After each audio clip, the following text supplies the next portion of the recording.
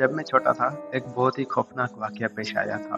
हालाँकि मुझे इस वक़्त वाक़ये के बारे में कुछ याद नहीं, बल्कि मुझे भी बड़े होने के बाद पता चला।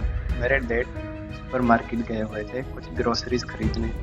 उन्होंने कुछ छोटे-छोटे ची उन्हें उन्होंने कुछ छोटी-छोटी चीज़ें ली और बाहर पार्किंग की तरफ जाने लगे। उनके एक हाथ में सामान से भरा हुआ प्लास्टिक बैग था और दूसरे से मुझे उठाया हुआ था। जैसे ही मेरे डैड अपनी कार के पास पहुंचने वाले थे तो उन्होंने नोटिस किया कि एक औरत को पास वाली गाड़ी से निकलते देखा और वो गाड़ी से निकलते ही मेरे डैड की तरफ तेजी से बढ़ने लगी। मेरे डैड ने इस औरत को कभी नहीं देखा था, लेकिन उसके एक्सप्रेशन से मेरे डैड को लगा कि कुछ तो गड़बड़ है। मेरे डैड वहीं अपनी जगह खड़े रहे। उन्हें लगा कि वो शायद कुछ बोलना चाह रही थी, लेकिन जैसे ही वो मेरे डैड के करीब आई, कुछ बोले बगैर उस औरत ने मुझे मेरे डैड से छीन लिया। मेरे डैड ने जल्दी से मुझे उस औरत से वापस लेने की कोशिश की, तो वह चिल्लाने लगी कि ये आदमी किडनैपर है।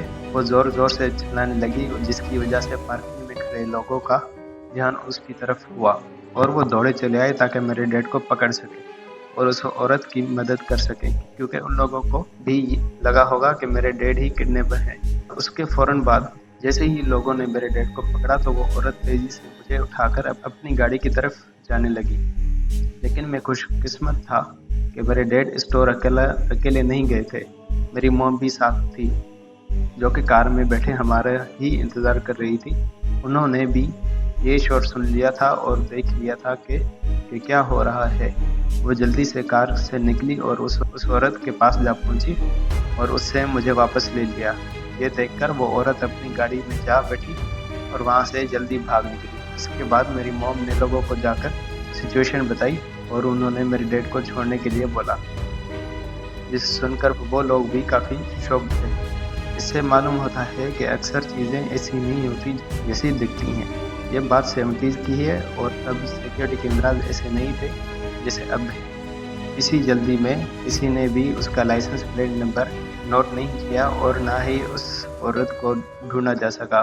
जिस चीज़ से मुझे ज़्यादा डर लगता है वो ये है कि मेरे डैड के मुताबिक जिस कॉन्फिडेंस में उस औरत ने आकर ये सब किया, ऐसा लगता था जैसे वो ऐसा पहले भी कर चुकी हो।